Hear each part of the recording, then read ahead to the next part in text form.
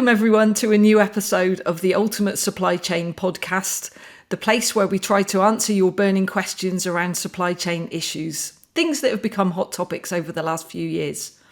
I'm really excited about today's edition. Over the past few weeks, I've been talking to a number of my colleagues in DHL supply chain, but today we're crossing to the other side of the fence and we're going to have a look at supply chain from the customer's point of view. So I am delighted to welcome Janice Thomas, who is e-commerce and marketing director at Look Fabulous Forever. Welcome, Janice. Thank you for having me, Louise. It's brilliant to see you today. Can we just start by hearing a little bit about your background and a little bit about your organisation, Look Fabulous Forever? Of course. So technically, I got into e-commerce for the first time when I joined Birchbox, which was back in 2016. And that was my first pure play e-commerce role. And my background before then had predominantly been in media and entertainment. But I'd been doing a lot of things in terms of, transactional e-commerce and things like that from the very early days of the internet. And I think now when we look back, we consider that kind of entertainment piece much more as e-commerce now than it was considered at the time. And certainly when I joined Birchbox, it was because they found they could teach someone with a subscriptions background about beauty, but it's much more difficult to teach a beauty person about how subscriptions worked. And in terms of Look Fabulous Forever, our brand was founded in 2013 by Trisha Cusden. She was 65 at the time, so she is 74 now and the most incredible, inspiring woman. And essentially, as she got older, she found that the skincare and makeup products that she had traditionally used didn't work well for her skin. And so she said, right, well, I need to be using something else. And she started looking out there, and essentially nobody else, no other mainstream beauty brands or retailers were catering to older women. As far as they're concerned, an older woman is anyone over 30, whereas our products are specifically designed for women after they've been through their menopause. So our customers are typically in their 60s, 70s and 80s. Amazing. Now, I've had a look at your website. You're absolutely right. Trisha does seem to be quite the inspirational leader there, very much leading from the front, very much almost evangelizing about the difference that comes in older years when you're purchasing makeup and cosmetics in particular. I think the story is one that we can learn from as we're looking at customer needs and how we serve customer needs through both our channels and the products that we offer. But looking at that demographic, given that your demographic is very specifically older ladies, what challenges does that give you with the e-commerce platform? I think for us, the main issue is building trust. That because we are so different from what's out there, why should I be buying different lipstick than I've been buying my whole life? Why should I buy different blusher than the one that I've been using for 50 years? And so we have quite a lot to explain to our customer and to build her trust and to tell Trisha's story and explain, the challenges that Trisha faced are the same as our customer faces. So we have quite a long journey to purchase.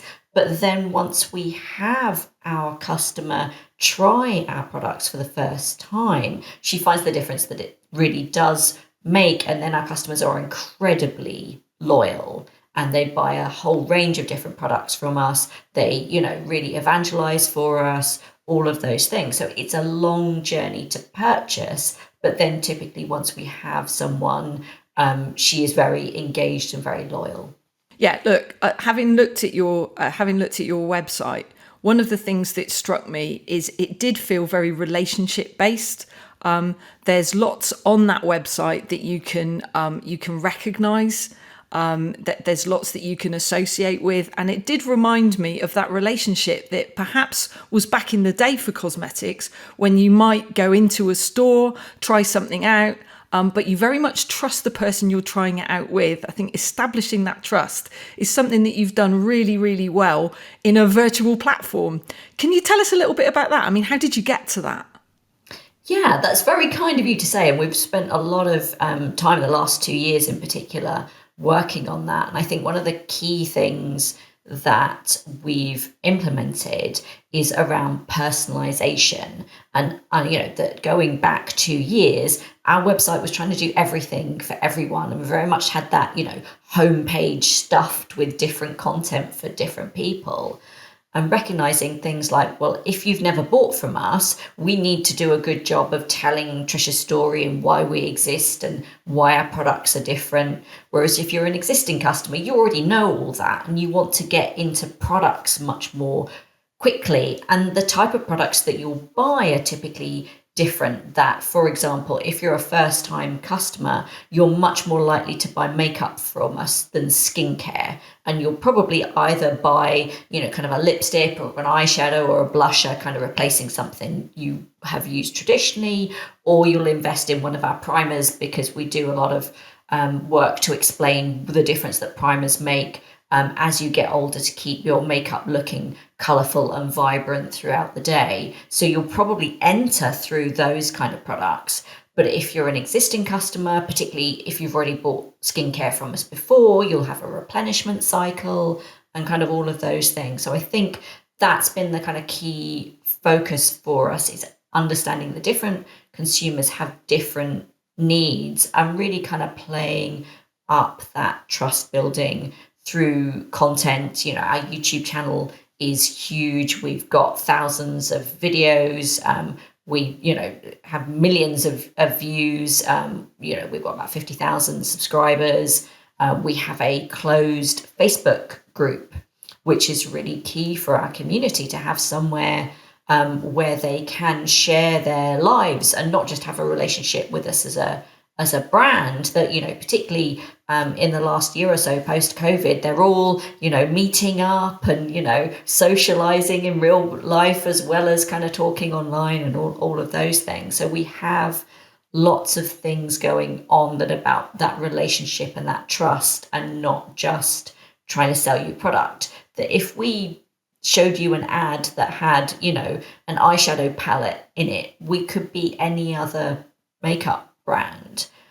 But particularly when we're showing Trisha and our customers and the difference that our product makes, our audience is so overlooked by mainstream brands and retailers, full stop, not just in the beauty industry. So when our customer sees herself represented in advertising in an aspirational way, then she really engages with it. Yeah, I get that. And I think one of the things I would say is that you guys have done a really good job of exactly what you've just said, actually. This isn't just a sales channel. This is somewhere you can go to ask questions, get answers, interact. And I think you've done a great job of reflecting a customer's needs through not just one channel, but many channels. So as you say, if you're going for skincare, there's a route for that. If you are a repeat buyer, there's a route for that. It doesn't feel clunky. It doesn't feel like it's all thrown at you in one place. I hadn't researched enough to find your closed Facebook page, but I think that too is a great idea, particularly around that trust build. And I mean, moving the conversation into e-commerce, because we're kind of there, I think this is a great example of where e-commerce can replace that in-person experience, but not in 100% like-for-like way. So you still want that trust, you still want to build that relationship, but it's a little bit different, isn't it, when it isn't in person? Absolutely. And I think it's about playing to the strengths of being online. That, the fact that, we have this community where people have made, real friends and things like that, that just doesn't, even in a fantastic retail experience, that's not what that is about. Yeah, so, you can go deeper, can't you? Although it kind of feels almost perverse, you can go deeper, and I think people are often prepared to share a little bit more if they're not face to face so quickly. Indeed, and we do a lot of stuff that's going on outside our website. For example, one of the things that we do is, because our products are different, sometimes they work in a counterintuitive way. So, for example, our lip primer. Traditionally, if you buy a lip primer, it goes on your lips and then you put your lipstick on top to kind of keep it, in place. Whereas our lip primer is designed specifically because as you get older, you start to get fine lines around your lips and the lipstick bleeds into them and it's not very flattering. So instead, our lip primer goes around the outside of your lips to seal the edges and keep your lipstick looking sharp and fresh. So when you buy that product from us, afterwards we will send you an email with a video that explains how to use that particular product so that you get the most from that. We don't just say, oh, you bought our lip primer, we've got your money, yeah, you're dead to us now. It's like, no, we want to help you. Want to help you use that product and understand it and make the most of it and potentially come back and either replenish it or buy something else or all of those things. Yeah, and I think, bringing it back to supply chains, often we talk about the e-commerce supply chain and the route to market through e-commerce for the supply chain. And I think what we're talking about here is it's a mistake to think an e-commerce supply chain platform stops there. Because if it does, it's just a sales platform. You're not able to do exactly what you've just said, which is establish that relationship, that rapport, that ongoing dialogue with our customers. Indeed, and it makes us we're really clear about our strategy, and that means that we're quite picky about things that we would and wouldn't do. That, for example, it just wouldn't be right for us to sell into a John Lewis or a Selfridges where your big beauty hall staffed with women in their 20s. It just isn't the right environment for us. I was going to ask you that actually, whether you could ever see a time where you might move to bricks and mortar. You've just answered that. It sounds like you wouldn't. I think we would struggle because we would need to have so many touch points really to have a relationship with our customer, rather than it being like a special occasion that we did pop-ups a couple of times, but it means that you have to come to that one particular location. You're not going to have that relationship, kind of all of those things. So it just doesn't quite work for our brand. I'd never say never, but we would have to do it in a way that we were really replicating that environment. It's interesting, isn't it? Because, for so many organisations, e-commerce has been born of a need, largely driven by COVID, where we can't be face to face. That's clearly not the case for you. You've embraced e-commerce up front, and it's become your channel of choice. Indeed, it's funny that when Trisha first started the brand, she thought it would be about network selling. She thought it would be, makeup parties, with people and their friends. And she quickly found that wasn't the best way, that, online was much more, was getting much more traction, particularly once she started getting a bit of PR and kind of all of those things. It was just kind of organically became the right platform for us. And do you find, look, people talk about silver surfers, and look, I'm 55 and I'm fast approaching that silver surfer. It winds me up a little bit because we've been using the internet for pretty much ever. Do you find the channel any sort of barrier to your demographic? There are some much older customers that it is a little bit of a barrier for, and we do have a small base of very loyal, very high value customers who prefer to place their order over the phone purely because of the interaction that they have with a woman, typically in her 60s, will be who they will speak to, and will be, they'll have a nice chat and kind of all of those things. But I think, our audience is much more online than they're given credit for. We know within our customer base, around 40% do all or most of their shopping online. Over 80% of them use online banking. Over 80% of them use some kind of entertainment streaming service. These particularly, there is a generation of women who, when their offices were computerized, their boss didn't want to know how to use the system. Right. You will do it for me. Those kind of things. So I think they are much, much more tech savvy than they are given credit for. And because we treat them not like they're, experts and, kind of gatekeepery way, but we just treat them with respect and like they're going to know what they do, and, they feel comfortable in that environment.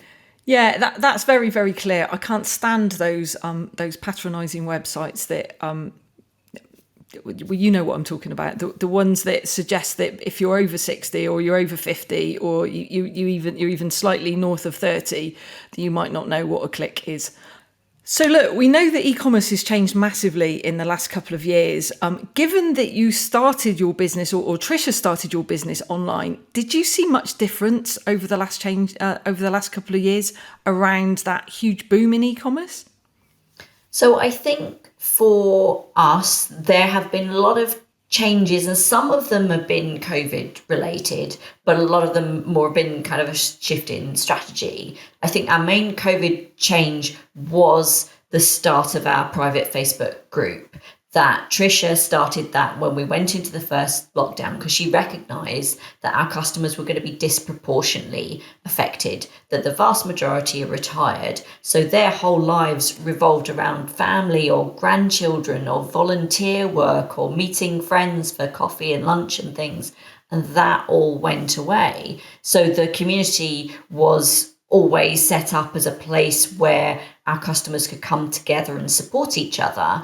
And that's continued well beyond COVID. That's, that we see women, every day share, things like a, cancer diagnosis or the loss of a partner or things like that. Very, kind of rich from our point of view. We really get to know our customers and see into their lives. And one of the things that really strikes me about that community is we regularly measure net promoter score, and our net promoter score for people in the closed Facebook group is significantly higher than people who aren't. But one of the most surprising things is people who know that we have the group but have chosen not to join it. Their NPS is still higher than people who just aren't part of the group. So that I just find that fascinating. Just knowing that we have the group makes customers feel better about us, even if they don't choose to join it. So I find that fascinating. It says a lot about your brand. You're not a cosmetics. You're not simply a cosmetics company. The DHL brand promise is connecting people, improving lives. You're actually doing that. This isn't just about selling people makeup. Wow, that's that it's amazing that you can touch people in that way. A huge responsibility. How do you keep that going? Yeah, so I think for us, like our mission, essentially, we say that we're on a mission to empower a generation of women to look, feel, and live fabulously forever.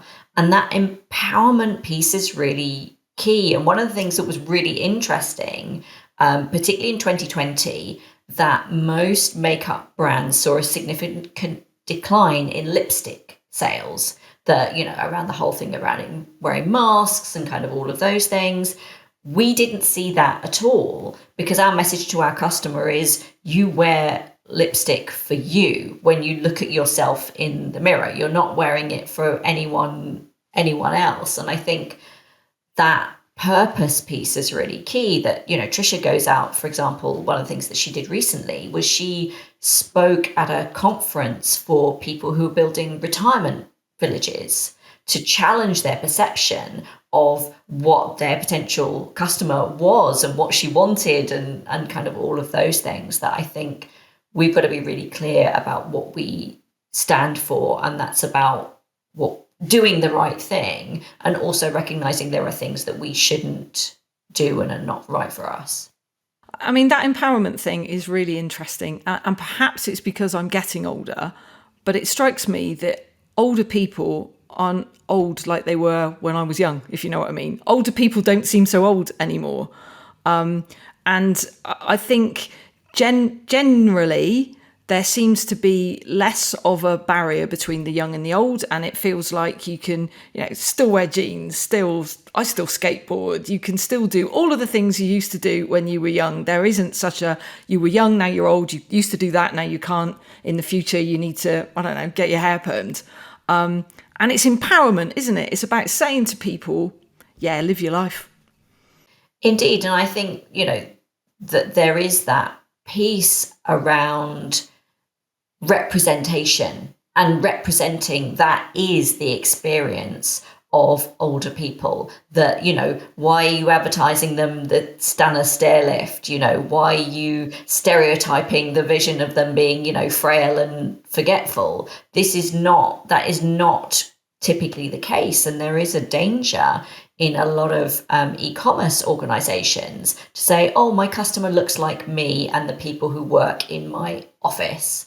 And that is not the case. And particularly if you look at demographics, it's only around 20-25% are in that kind of 25 to 40 group. And there's so much wider diversity in age beyond the people that you're going to typically see in a day-to-day interaction in your office, and actually challenging yourself to say, okay, who is my customer, that they're not necessarily just like me.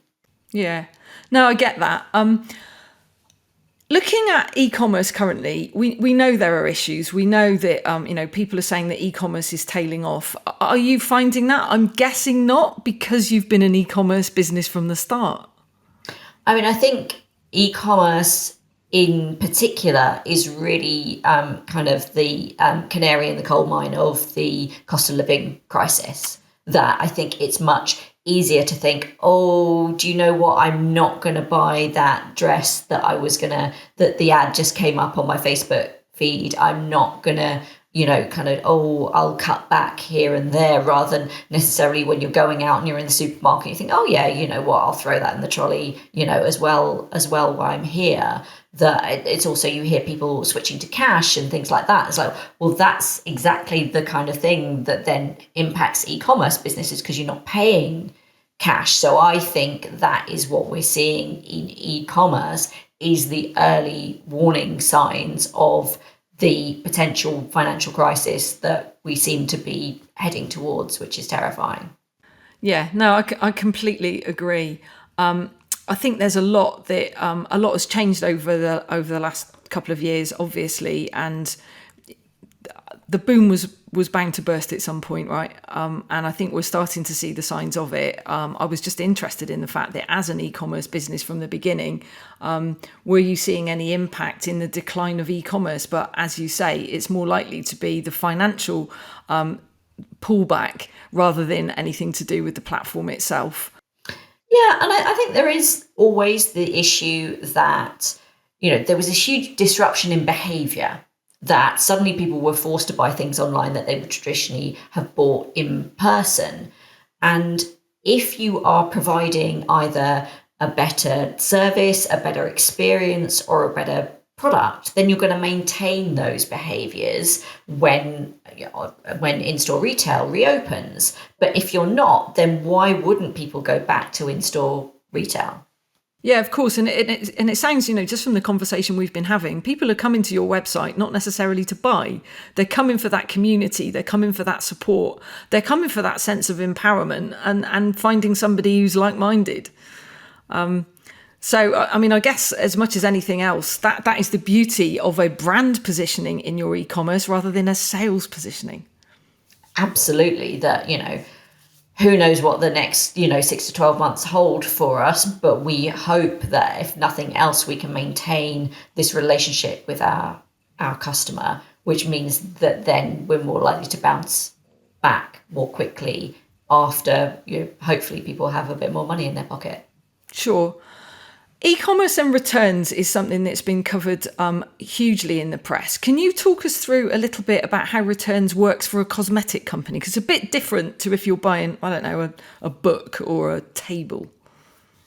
Yes, so for us, a core part of our proposition is that you can try any of our products, and if they don't work for you, you can return it for free for either a full refund or an exchange for a different color. And that is an essential part of our proposition and building trust, is that if it doesn't work, then you can absolutely get your money back. You won't be out of pocket. And try going into Boots and saying, oh, I tried this lipstick and it doesn't suit me. Can I have my money back? No, it's not going to happen. So for us, that trust building piece is really crucial.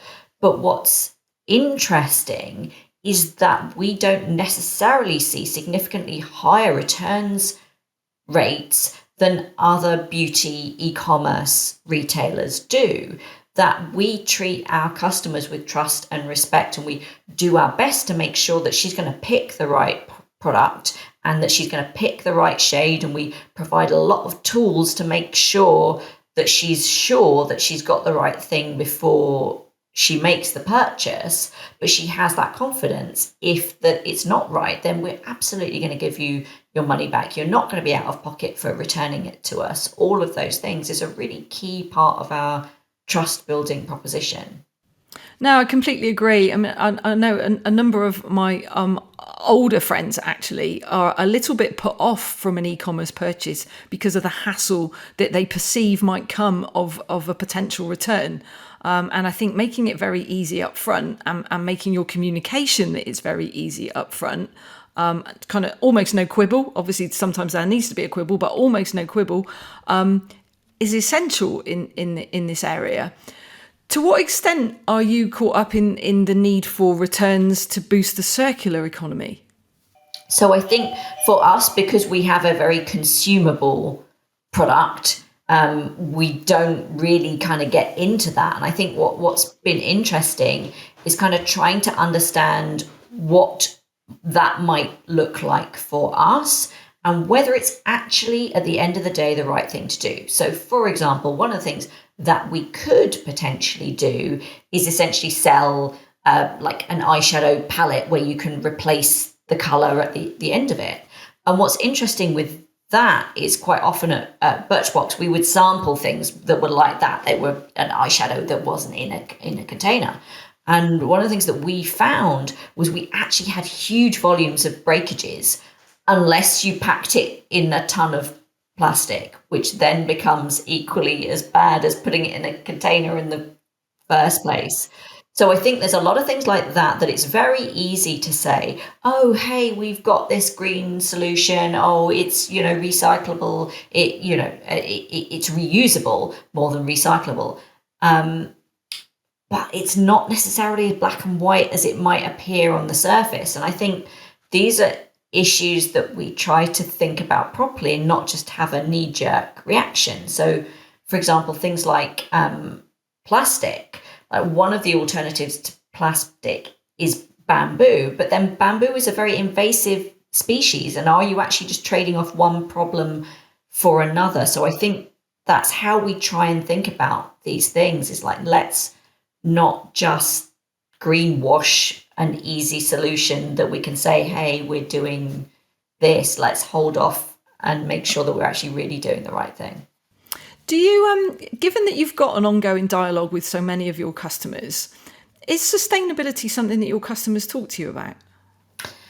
It's interesting, actually, because this is something that we do a quarterly customer survey, and sustainability is one of the things that we ask about. So we've been tracking that since June 2020. And what's been really interesting is that the concerns around sustainability have slowly been increasing over the 2 years until our June 22 survey. And then it dropped off in favor of value for money being the biggest concern. So it's interesting that people, certainly in our audience, are thinking about if they're going to have to make a choice between price and sustainability, they're going to choose price right now. Wow, that's really interesting, isn't it? And look, it makes perfect sense. But interesting that you can track that through your quarterly survey so dynamically.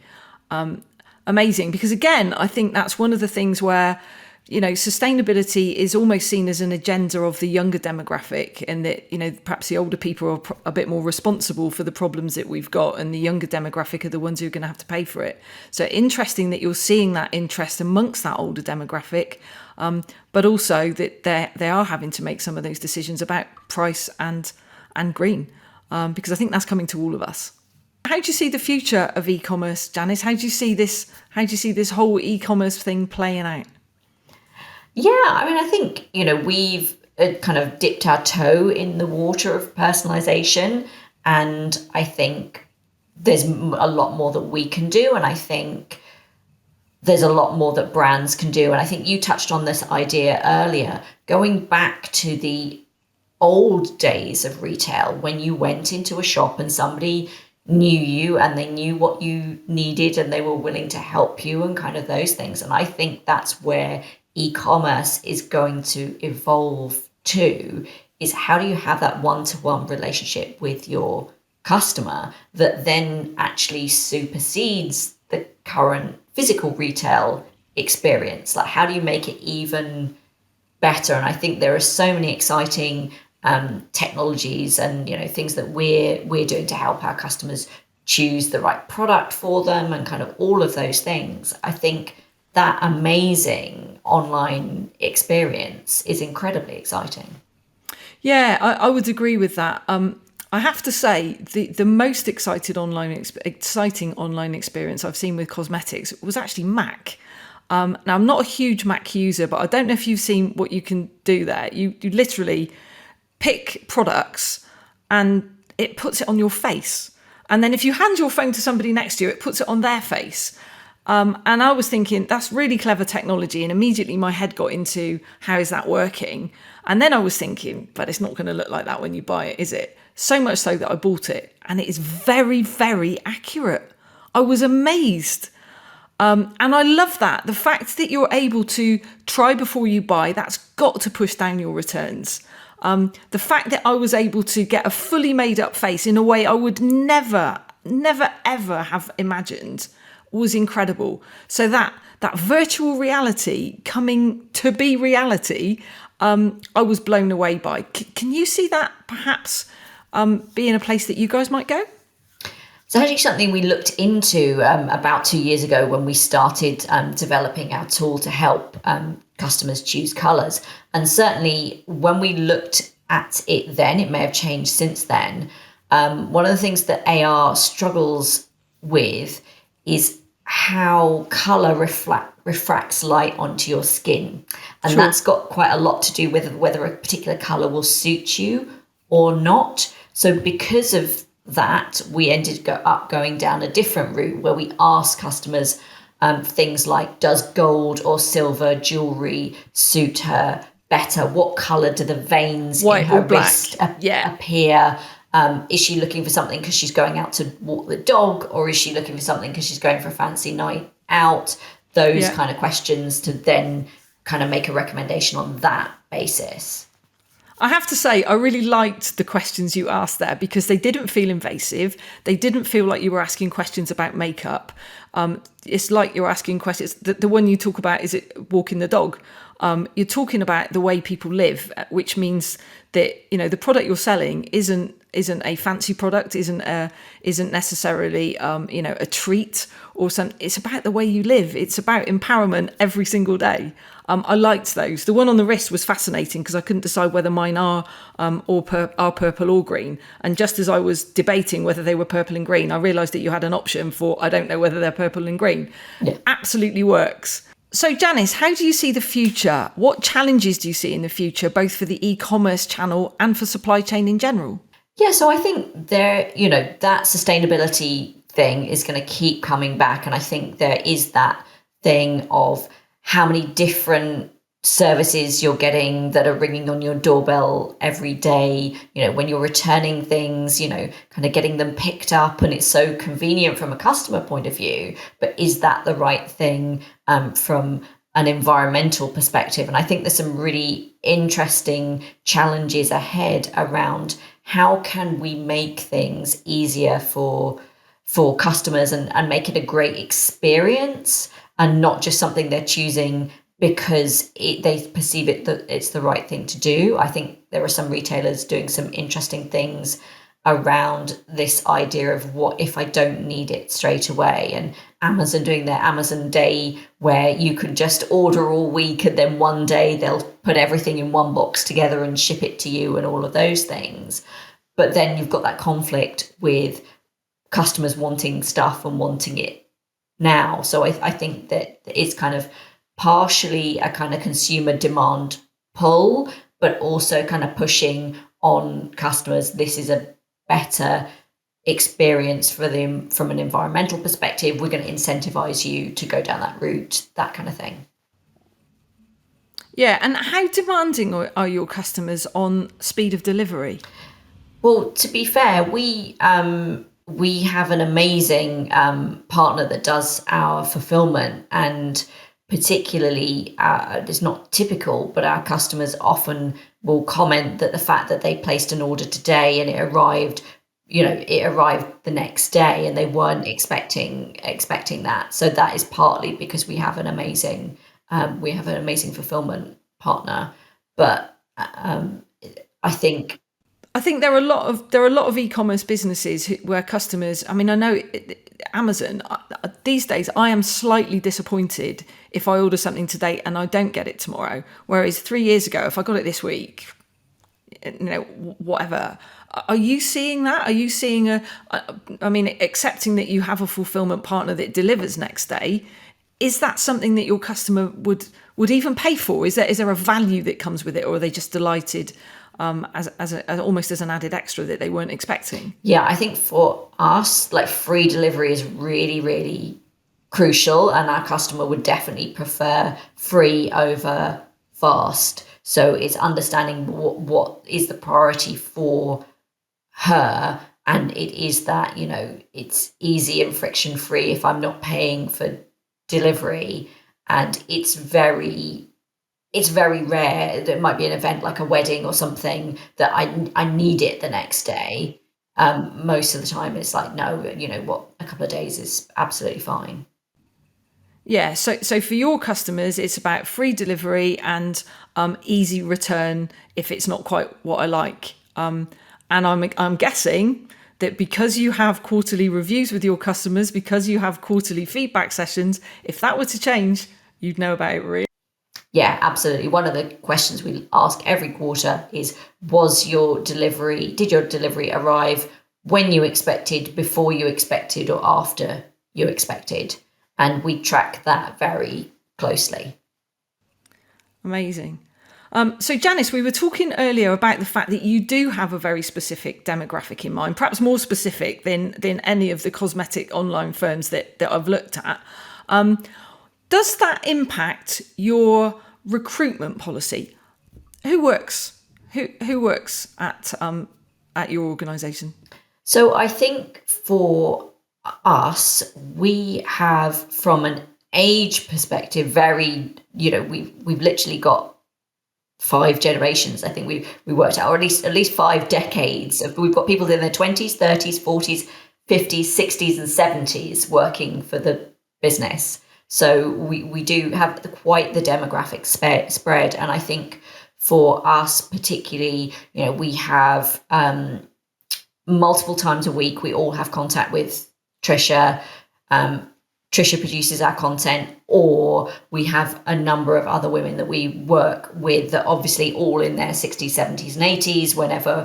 Whenever we're producing content, we're dealing with that. We have our closed Facebook group, so we hear from our customers and we hear what's going on in their lives every day. All of our customer service team are women in their 50s, 60s, and 70s. So, kind of those kind of things that we're quite key about, like which person does which role, and things like, we would never hire a 40-year-old to appear in some content or some advertising. That would just be wrong. But at the same time, we are an e-commerce, sort of, I think, pretty cutting edge digital business that we would certainly be open to any age applying, but those skills do tend to skew younger, and that's really kind of key for the business. That's not to say that we wouldn't consider. I think one of our biggest frustrations, and certainly found that at Birchbox, that men just don't apply to work in beauty companies. And, particularly something like Birchbox, it's like it was the original subscription box. There are a million reasons why you would want to work for that business that aren't anything to do with beauty or cosmetics. And it's really hard. And I think one of the things that I do, because I don't think it's just about saying, oh, I want to change things. Isn't it terrible that this is the pool of applicants that we get? But how do you change the pool of applicants, not just at Look Fabulous Forever, but more widely within e-commerce? So one of the things that I do, I work with an organization called WYK Digital, WYK, stands for what you know, as opposed to who you know. And that's a program funded by the Prince's Trust. It's an 11-week program where they teach young people from diverse backgrounds about paid search, paid social, and Google Analytics so that they can go into an entry-level job in those fields. So changing the demographic going into e-commerce is something that I can make a difference. So I want to do that rather than just say, oh, I'm not, I can only hire from the pool of applicants I've got. No, that sounds great. I will definitely look it up later on.